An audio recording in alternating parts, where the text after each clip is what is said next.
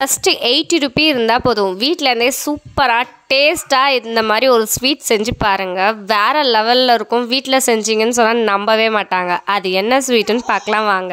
190% எல்லாருக்குமே ரொம்ப பிடிச்ச ஸ்வீட்டாக தான் இருக்கும். கன்ஃபார்மாக சொல்கிறேன், அந்த அளவுக்கு டேஸ்ட்டாக இருக்கும். இன்க்ரீடியன்ட் பார்த்த உடனே கண்டுபிடிச்சிருப்பீங்க.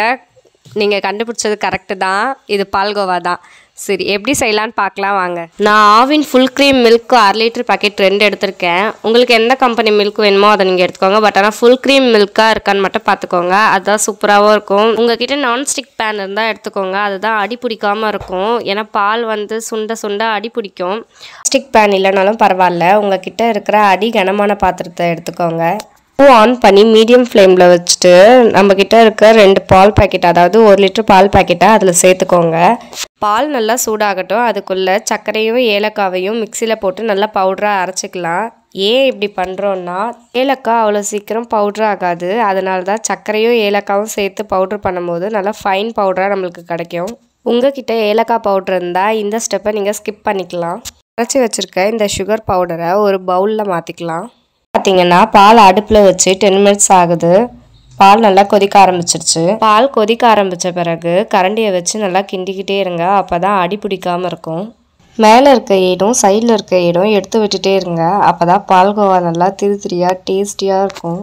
பார்த்திங்கன்னா பால் கொதித்த பிறகு 15 மினிட்ஸ் ஆயிருக்கு. பால் பாதி அளவுக்கு சுண்டிருக்கு. நம்ம அகலமான பாத்திரம் எடுத்ததுனால தான் இது கொஞ்சம் சீக்கிரமாக ஆகுது. இதே நீங்கள் குறுகலான பாத்திரம் எடுத்திருந்தீங்கன்னா கண்டிப்பாக ரொம்ப கேஸ் செலவாகும். அது மட்டும் இல்லை, நம்மளுக்கு கை வலிக்கும், நம்மளோட டைம் வேஸ்ட் ஆகும். எப்போவுமே பாத்திரம் கொஞ்சம் அகலமாக இருக்க மாதிரி பார்த்துக்கோங்க. இப்போ பார்த்தீங்கன்னா 25 மினிட்ஸ் ஆயிருக்கு. பால் நல்லா சுண்டி இருக்கு. 1/2 லிட்டர் பால் அளவுக்கு வந்துருச்சு. நம்ம ஊற்றின 1 லிட்டர் பால் திக்காகும் போது சைடில் நிறைய ஏடு சேருது. அதை நான் எடுத்து விட்டாலும் அதை எடுக்க முடியல. உங்ககிட்ட டீஸ்பூன் இருந்தாலும் எடுத்து விடுங்க. பட் ஆனால் டீஸ்பூன்னா அது சின்னதாக இருக்கும் கைப்பிடி. அதனால் நான் வந்து என்னோடய ஜல்லிக்கரண்டியை வச்சு ஃபுல்லாத்தையும் எடுத்து விட்டுடுறேன் உள்ளுக்கா.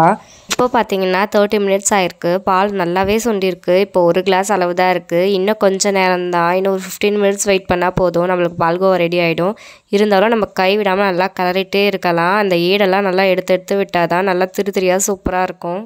பால் ஃபஸ்ட்டு ஊற்றும் போது எந்த அளவுக்கு இருந்திருக்குன்னு பாருங்கள். இப்போ எந்த அளவுக்கு கம்மியாக இருக்கணும்னு பார்த்துக்கோங்க. நல்லா நானும் கிண்டிக்கிட்டே தான் இருக்கேன். இப்போ வந்து 40 மினிட்ஸ் ஆயிருக்கு. நல்லா கிண்டிகிட்டே தான் இருக்கேன். இன்னமும் நல்லா கிண்டணும். இந்த ஸ்டேஜில் அடுப்பை மெதுவாக வச்சுக்கோங்க. ஹை ஸ்பீடில் வச்சிங்கன்னா அடி பிடிச்சிரும். அதனால் மெதுவாக வச்சுட்டு மெதுவாக கிண்டிக்கிட்டே இருங்க. ஏடை ஃபுல்லாக எடுத்து விடுங்க. இப்போது நான் கரண்டியில் எடுத்து காமிக்கிறேன் பாருங்கள். அது எப்படி திரியாக அந்த பால் எப்படி இருக்குன்ட்டு நீங்களே பாருங்கள். இன்னும் கொஞ்சம் நேரம் தான், இன்னும் ஒரு 10 மினிட்ஸ் வெயிட் பண்ணால் போதும். சூப்பரான பால்கோவா நம்மளுக்கு ரெடி ஆகிடும். நம்ம கைவிடாமல் கலரணும், அதுதான் முக்கியம். இப்போது ஃபைனாக பிளெண்ட் பண்ணி வச்சுருக்க சுகர் ஏலக்காய் பவுடரை இப்போ சேர்த்துக்கலாம். சுகர் ஏலக்காய் பவுடர் சேர்த்த பிறகு கொஞ்சம் தண்ணி ஆகிடும். பட் இருந்தாலும் நம்ம கையில் நல்லா விடாமல் கலரிக்கிட்டே இருக்கலாம். பார்க்கும் போதே செம்ம டெம்ப்டாக இருக்குது, ஒரு டீஸ்பூன் எடுத்து சாப்பிட்டு பார்க்கலாமான்ட்டு. பட் இருந்தாலும் நம்ம வெயிட் பண்ணி ஃபுல்லாக செஞ்சுட்டு பிறகு டேஸ்ட் பார்க்கலாம். இப்போ வந்து 10 ரூபீ நெய் பேக்கெட் 2 வச்சுருக்கேன், அதை கட் பண்ணி சேர்த்துக்கிறேன். நெய்யும் பால்கோவாவும் நல்லா மிக்ஸ் ஆகிற மாதிரி ஒட்டுக்கா நல்லா கிளறி விட்டுக்கலாம். சுகரும் கீயும் நல்லா பிளெண்ட் ஆகிடுச்சு பால்கோவாவோட. பட் ஆனால் இன்னும் லிட்டில் பிட் வந்து தண்ணியாகவே இருக்குது. இன்னும் ஒரு 2 மினிட்ஸ் ஆகட்டும், நல்லா திக்காகிடும். அதுக்கப்புறம் நம்ம ஸ்டவ்லேருந்து இறக்கி நம்ம சர்வ் பண்ண ஆரம்பிச்சிடலாம். அவ்வளோதான், நம்மளோட கம்மன்னு நல்லா சூடான பால்கோவா சூப்பராக ரெடி ஆயிடுச்சு. சாலிட் கன்சிஸ்டன்சியில் இருக்குது. கரண்டியில் எடுத்து பார்த்தாலே தெரியுது. இப்போ ஸ்டவ் ஆஃப் பண்ணிடலாம். வாவ், இப்போ உங்களுக்கு வீடியோவில் பார்த்தாலே தெரியுதுன்னு நினைக்கிறேன். நல்லா ஆவி பறக்க சுட சுட நம்ம பால்கோவா. சில பேருக்கு இப்படி சாப்பிட்டா பிடிக்கும், சில பேருக்கு ஃப்ரிட்ஜில் வச்சு நல்லா சில்லுன்னு சாப்பிட்டா பிடிக்கும். உங்களுக்கு பால்கோவா எப்படி சாப்பிட்டா பிடிக்கும்ன்ட்டு மறக்காமல் கமெண்ட்டில் சொல்லுங்கள். வீடியோ பிடிச்சிருந்தா லைக் பண்ணிக்கோங்க, ஷேர் பண்ணிக்கோங்க, சப்ஸ்கிரைப் பண்ணிக்கோங்க.